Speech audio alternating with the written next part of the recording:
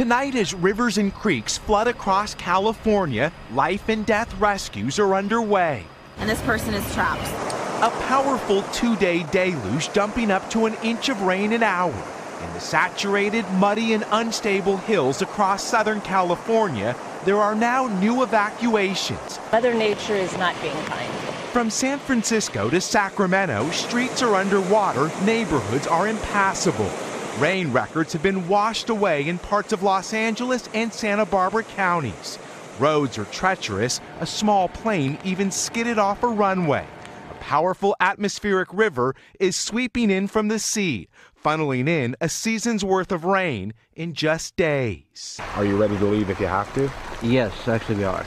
Mark Vance is losing ground as mud flows in. We're a little scared that something big's going to come down.